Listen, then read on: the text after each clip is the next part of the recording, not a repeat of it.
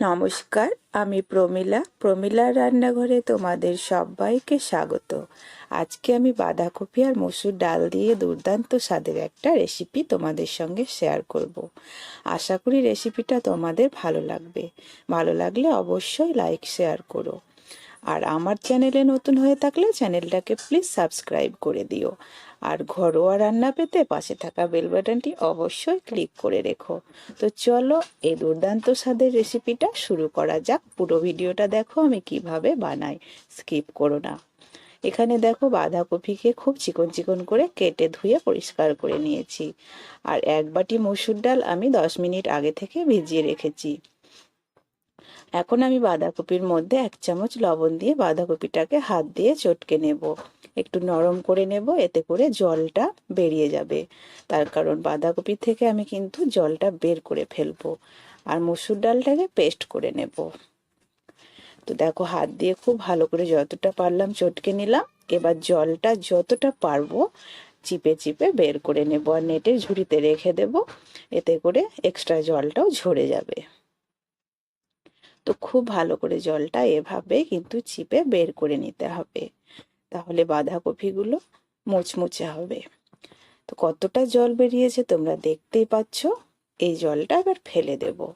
নেটের ঝুড়ির মধ্যে আমি 3 থেকে 4 মিনিট রেখে দিচ্ছি, সম্পূর্ণ জলটা ঝরে যাবে। তো 3-4 মিনিট পরে জলটা সম্পূর্ণ ঝরে গেছে। একটা বাটিতে নিয়ে নিয়েছি আর মসুর ডালের পেস্টটাও এখন আমি বাঁধাকপির মধ্যে দিয়ে দিচ্ছি। এবার আমি দিয়ে দিচ্ছি ঝালের জন্য কাঁচা লঙ্কা কুচি দুটো, একটা পেঁয়াজ কুচি, একটুখানি দেব হলুদ গুঁড়ো, আর দিচ্ছি স্বাদের জন্য লবণ। লবণটা অবশ্যই আন্দাজ করে দেবে। বাঁধাকপিতেও কিন্তু লবণ দিয়ে চটকে নিয়েছিলাম। আর একটু লঙ্কা গুঁড়ো দিলাম। ব্যাস খুব ভালো করে আলতো হাতে এটাকে মেখে নেব। খুব চটকে মাখবো না, বাঁধাকপি থেকে কিন্তু জল বেরোবে বেশি চটকে মাখলে। আলতো হাতে মেখে নিলাম। চলো এবার পকোড়াগুলো ভেজে নিই। তো গ্যাসের মধ্যে কড়াই বসিয়ে দিয়েছি, কড়াইটা গরম হয়ে গেছে আর সর্ষের তেল দিয়ে পকোড়াটা ভাজবো। তেলটা একটু বেশি পরিমাণে দিয়ে দিলাম। তেলটা খুব ভালো মতো গরম করে নিয়ে একে একে পকোড়াগুলো ভেজে নিচ্ছি। তো আমি কিন্তু দু ব্যাচে পকোড়াগুলো ভাজবো। আমি 5টা পকোড়া এখানে দিলাম। একটার গায়ে একটা লেগে গেলে আবার ভেঙে যাওয়ার সম্ভাবনা থাকে। কয়েক সেকেন্ড পর কিন্তু আলতো হাতে উল্টে দিচ্ছি আমি। নিচের দিকটা একটু শক্ত হয়ে এসেছে, তখন কিন্তু উল্টাতে হবে। সঙ্গে সঙ্গে উল্টাবে না, নইলে ভেঙে যাবে। দেখো আমি সাবধানে উল্টে দিচ্ছি একে একে। তো এইভাবে সেকেন্ড পিঠটাকেও কিন্তু একইভাবে হতে দিতে হবে কিছুক্ষণ। যখন নিচের দিকটা শক্ত হয়ে যাবে তখন উল্টে পাল্টে কড়া করে লাল করে ভেজে নেবে। এগুলো খালি মুখে স্ন্যাক্স হিসাবে এত ভালো লাগে খেতে, দেখবে ছোট বড় সবার পছন্দ হবে। পকোড়াগুলো কিন্তু আমি খুব সুন্দর করে টাইম নিয়ে মিডিয়াম আঁচে ভেজে নিয়েছি। এবার কিন্তু উঠিয়ে নেব একে একে। তো প্রথমে যেগুলো দিয়েছিলাম সেগুলো দেখবে একটু লক্ষ্য রাখবে, প্রথমকারগুলো একটু আগে ভাজা হয়ে যায়। তো এবার আমি তেল থেকে উঠিয়ে নিচ্ছি। সেকেন্ড ব্যাচেও কিন্তু আমি ভেজে নেব একই রকম করে।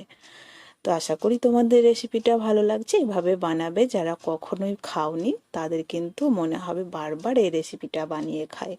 গরম গরম খালি মুখে পকোড়াটা এমনি এমনিই খেয়ে নেবে রান্না বাদ দিয়ে। আর আমি তো আজকে রান্নাও করব। আর রান্নাটা একটু অন্যরকম হতে চলেছে। দেখতে পেলে পকোড়াগুলো কত সুন্দর লোভনীয় লাগছে।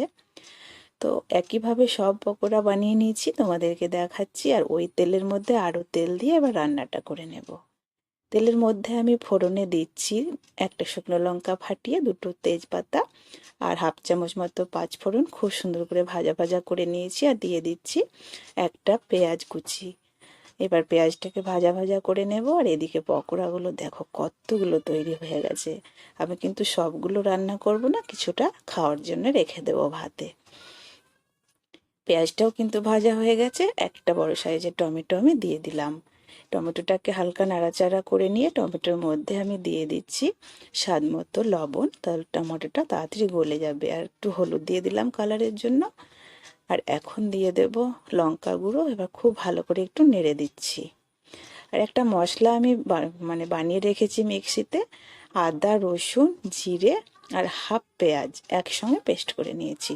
সেটা কিন্তু এখানে আমি 3 চামচ মতো ব্যবহার করব। আর গুঁড়ো মশলা আমি এখানে ধনে গুঁড়োটা ব্যবহার করছি। ধনেটা গোটা থাকলে ধনেটাও তোমরা বেটে নিতে পারো, বাটা মশলার কিন্তু বেশি স্বাদ। সব কিছু দিয়ে খুব সুন্দর করে আমি কষিয়ে নিচ্ছি। 1 চামচ ধনে গুঁড়ো কিন্তু দিয়েছি। এত সুন্দর করে কষে নিতে হবে মিডিয়াম আছে, যেন তেল আর মশলা সম্পূর্ণ আলাদা হয়ে যায়। তেল তোমরা দেখতেই পাবে ওপর দিকে ভেসে উঠেছে, তখন বুঝে নিতে হবে মশলা কষানো কমপ্লিট হয়ে গেছে। তো আমার কিন্তু দেখো মশলা কষানো কমপ্লিটের দিকে, টমেটো সম্পূর্ণ গলে গেছে। এখন কিন্তু আমি জল দিয়ে দেব। জলটা কিন্তু একদমই অল্প দিব, রান্নাটা কিন্তু একদম মাখো মাখো করব। তো আমি কিন্তু কোনো রকম কাশ্মীরি লঙ্কার গুঁড়ো ব্যবহার করিনি কালারের জন্য। এই কালারে খেতেই ভালো লাগবে, দেখতেও ভালো লাগবে। এখন জল দিয়ে দিয়েছি একদমই অল্প। জলটাকে এখন ফুটিয়ে নেবো খুব সুন্দর করে। তো জল কিন্তু ফুটে উঠেছে। এবার আমি পকোড়াগুলো দিয়ে দিচ্ছি। আমি খুব কম পকোড়া গ্রেভি বানাচ্ছি, বাকি পকোড়া খালি মুখে খাওয়ার জন্য রেখে দিয়েছি। আমি 6টা মতো পকোড়া গ্রেভির মধ্যে দিয়ে দিচ্ছি। এবার 1 থেকে 2 মিনিট আমি মিডিয়াম আঁচে ফুটিয়ে নেব, ঢাকা দেব না।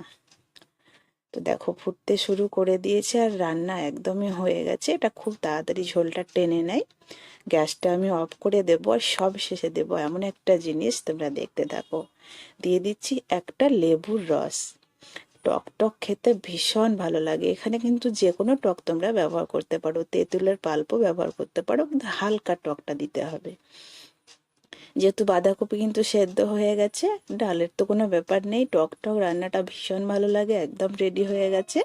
আশা করি তোমাদের ভালো লেগেছে। ভালো লাগলে অবশ্যই লাইক করো আর আমার চ্যানেলটাকে সাবস্ক্রাইব করে আমার পাশে থেকো। আজকে এই পর্যন্ত, দেখা হবে পরের পর্বে।